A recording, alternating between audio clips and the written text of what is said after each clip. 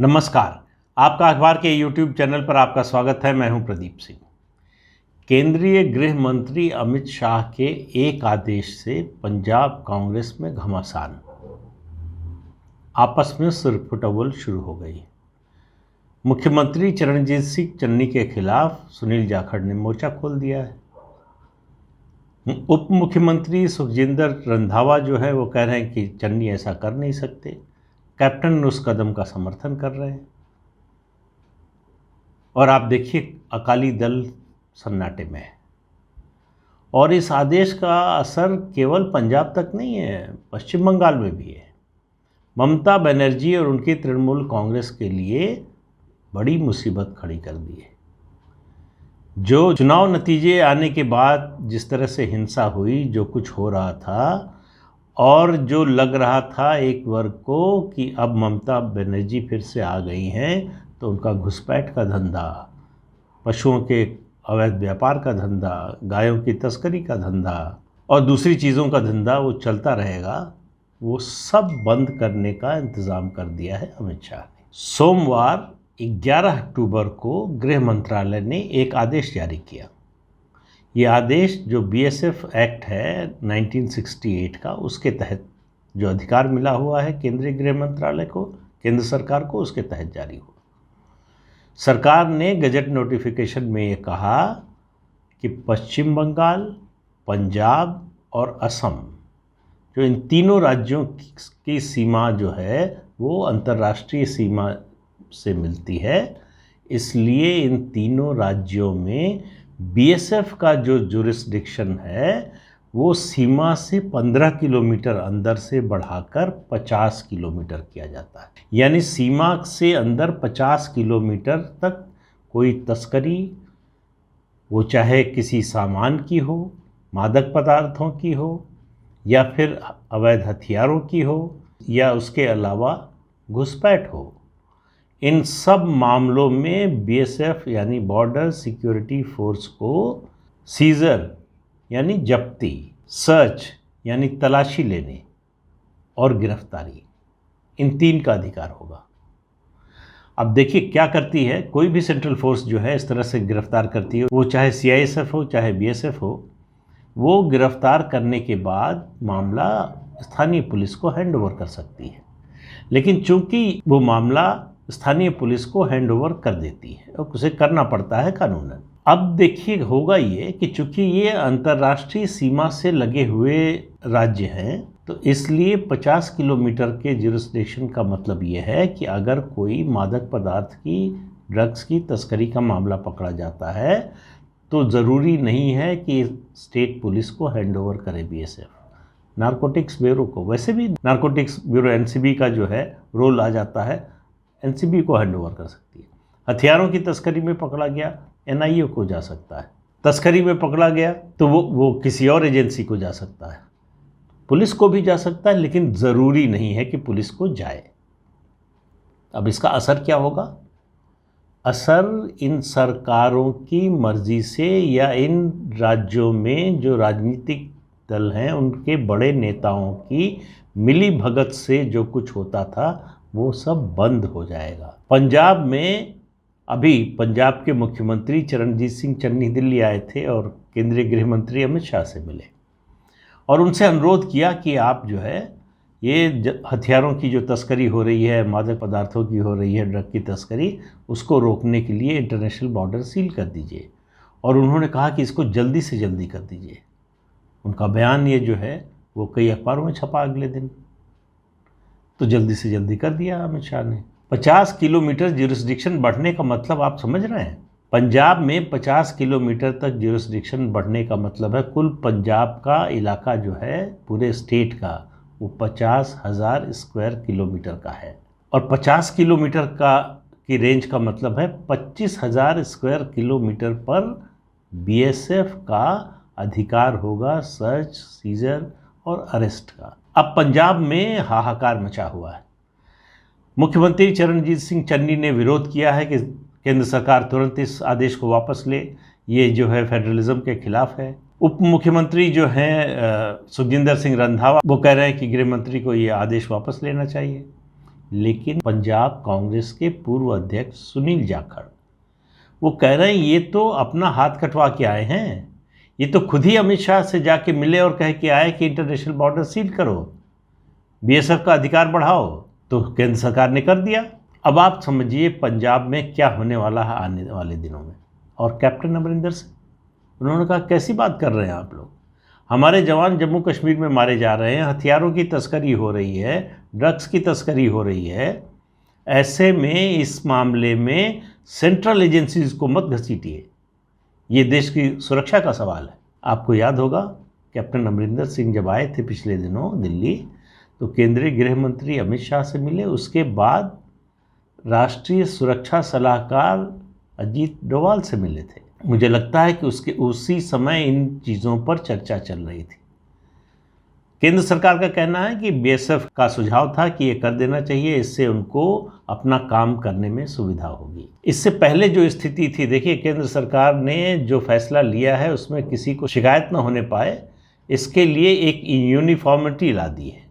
इससे पहले गुजरात में 80 किलोमीटर तक का अधिकार था बीएसएफ को, सीमा से 80 किलोमीटर अंदर तक, उसको घटाकर 50 कर दिया है। इन 3 राज्यों में 15 किलोमीटर था, 15 किलोमीटर है। इसी तरह से राजस्थान में 50 किलोमीटर था, 50 किलोमीटर है। उसके अलावा जो नॉर्थ ईस्ट के स्टेट हैं, मणिपुर, मिज़ोरम, त्रिपुरा, नागालैंड, मेघालय, इनमें पूरा स्टेट जो है बीएसएफ यहाँ पर जो है ये तीनों काम कर सकता है, सर्च, सीजर और अरेस्ट। वो पहले की तरह जारी रहेगा। असम भी जो है वो अंतर्राष्ट्रीय सीमा पर स्थित है, वहाँ भी 50 किलोमीटर का कर दिया गया है। तो अब क्या होगा, असम और बंगाल में इसका असर क्या होगा, घुसपैठ रोकने में मदद मिलेगी। अब ये जो पुलिस, स्थानीय पुलिस की मिली भगत से होती थी घुसपैठ, उस पर रोक लगेगी। ममता बनर्जी के लिए और उनकी पार्टी के बहुत से नेताओं के लिए तो ये एक तरह से वज्रपात की तरह आया है। गायों की तस्करी रुक जाएगी। अब पहले 15 किलोमीटर पहले गायों को इकट्ठा करना, फिर मौके का इंतज़ार करना कि कहाँ खाली जगह मिले, कब कहाँ सिक्योरिटी थोड़ी कम हो, वहाँ से उनको अंदर बांग्लादेश के बॉर्डर में भेज देना, और अब 50 किलोमीटर हो गया। तो व्यवहारिक रूप से ये लगभग नामुमकिन सा हो गया। 100% बंद हो जाएगा ये कहना अभी मुश्किल है, आगे क्या होता है देखना होगा। लेकिन इतना तो निश्चित है कि ये दायरा बढ़ने से, बीएसएफ के अधिकार का दायरा बढ़ने से, ममता बनर्जी जो सेना की एक एक्सरसाइज को देखकर बौखला गई थी कि नरेंद्र मोदी ने आर्मी भेज दी है पश्चिम बंगाल में और मेरी सरकार का तख्ता पलट होने वाला है, उनकी स्थिति की कल्पना कीजिए, उनकी मनस्थिति की कल्पना कीजिए कि अब 50 किलोमीटर के दायरे में ये सारे अधिकार बीएसएफ के पास होंगे, स्थानीय पुलिस के पास नहीं। तो बीएसएफ का ये अधिकार का दायरा बढ़ने का मतलब है राष्ट्रीय सुरक्षा और पुख्ता होना। राष्ट्रीय सुरक्षा के लिए जो खतरा बनते हैं अवैध हथियारों की तस्करी, मादक पदार्थों की तस्करी और दूसरी चीज़ों की तस्करी जो होती है वो बंद होगी। अब पंजाब में देखिए बीएसएफ का जुरिस्डिक्शन कहाँ तक आ गया है। स्वर्ण मंदिर अटारी सीमा से सिर्फ 35 किलोमीटर है। अमृतसर, तरन तारन, पठानकोट, ये सब इलाके अब बीएसएफ के जुरिस्डिक्शन के दायरे में आ गए, इसलिए वहाँ बड़ी खलबली है। मैंने शुरू में कहा अकाली दल में खामोशी है। पाकिस्तान के जरिए मादक पदार्थों की तस्करी में बार बार अकाली दल के एक बड़े नेता का नाम आता रहा है। कांग्रेस पार्टी के लोग आरोप लगाते रहे, आम आदमी पार्टी के लोग आरोप लगाते रहे और सिद्धू खुलकर बोलते रहे। अब हालत ये है कि उस नेता के लिए, उसके धंधे के लिए बल्कि कहना चाहिए, अब ये बहुत बड़ी मुश्किल हो गई है। अकाली दल का एक जो आर्थिक स्रोत है वो सूखने वाला है। तो इस एक फैसले से अकाली दल, कांग्रेस, पंजाब कांग्रेस, पश्चिम बंगाल में तृणमूल कांग्रेस, इन सब पर असर पड़ने वाला है। और पंजाब में तो कांग्रेस की वैसे ही बड़ी समस्या है। आज ही तो सिद्धू को बुलाया गया है, दिल्ली में सिद्धू को बुलाया गया है हरीश रावत और केसी वेणुगोपाल से मिलने के लिए। सिद्धू के इस्तीफे पर फैसला होना है कि सिद्धू प्रदेश अध्यक्ष बने रहेंगे, नहीं रहेंगे। लेकिन इस बीच में ये मार शुरू हो गई है और 18 तारीख को कांग्रेस कार्य समिति की बैठक बुलाई गई। तो उससे पहले देखिए, आप कांग्रेस के नज़रिए से आप देखें तो उसकी स्थिति दिन पर दिन बद से बदतर होती जा रही है। एक विचित्र सी पार्टी बन गई है जिसमें अध्यक्ष नहीं है कोई पूर्णकालिक। जो अध्यक्ष है वो फैसले नहीं लेता, जो जिसके पास कोई पद नहीं है वो फैसले लेता है। और इस पार्टी को बहुत से लोग बड़ी डेमोक्रेटिक पार्टी बताते हैं कि वहाँ आंतरिक जनतंत्र बहुत ज़्यादा है। लेकिन कांग्रेस के जो पुराने नेता हैं वो निराश है। उनका मानना है कि अब इतनी देर हो चुकी है कि किसी को भी सौंप दिया जाए अध्यक्ष पद कांग्रेस का, कांग्रेस बचने वाली नहीं है। तो कांग्रेस की इस हालत पर तो फिर कभी बात करेंगे। लेकिन ये एक काम करके अमित शाह ने पूरे कांग्रेस पार्टी में एक तरह से बवंडर खड़ा कर दिया है। अभी आप इंतज़ार करते रहिए, इस पर अकाली दल का भी रिएक्शन आने वाला है, इस पर ममता बनर्जी का भी रिएक्शन आने वाला है।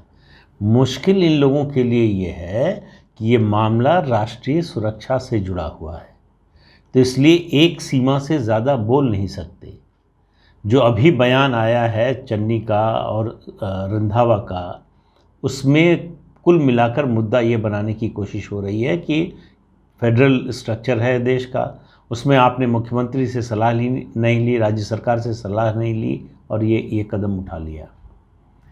सवाल ये है कि जब आप कहकर आए हैं कि तस्करी रोकिए हथियारों की और ड्रग्स की, और उसके लिए कदम उठाइए, सरकार ने कदम उठा लिया, तो कंसल्टेशन कैसे नहीं हुआ? इस मामले पर तो आपकी बातचीत हुई।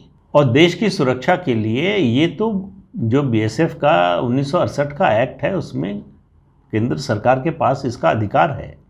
कोई अनाधिकार चेष्टा या संविधान के दायरे से बाहर जाकर कोई कदम नहीं उठाया गया है। लेकिन उन लोगों के लिए परेशानी पैदा हो गई है जो इस देश की सुरक्षा से खिलवाड़ करते हैं, जो इस देश की सुरक्षा को, इस देश की एकता और अखंडता को कमज़ोर करना चाहते हैं, जो आतंकवादियों का, तस्करों का साथ देना चाहते हैं, जो पाकिस्तान की आईएसआई और वहाँ की जो सेना है उसके नापाक इरादों को कामयाब बनाना चाहते हैं। उन सब के लिए ये बड़ा मुश्किल का दौर आ गया है। तो बस आप इंतज़ार कीजिए, अगले आने वाले कुछ दिनों में इस पर जो है बड़ा बखेड़ा होने वाला है, क्योंकि जिनके वेस्टेड इंटरेस्ट पर चोट पहुंची है वो चुप तो नहीं बैठेंगे, और जिन्होंने काम किया है वो नेशनल सिक्योरिटी से, देश की इंटीग्रिटी से समझौता करने वाले लोग नहीं हैं। तो इसलिए उन लोगों का, जो इसका विरोध करने वाले हैं सरकार के इस फैसले का, उनका रास्ता आसान नहीं है, बल्कि बहुत मुश्किल होने वाला है। तो आज के अंक में इतना ही। अगले अंक में फिर मिलेंगे किसी नए मुद्दे के साथ। तब तक के लिए इजाज़त दीजिए। नमस्कार। आपसे अनुरोध है कि ये चैनल देखिए, शेयर कीजिए, लाइक कीजिए और सब्सक्राइब कीजिए। नमस्कार।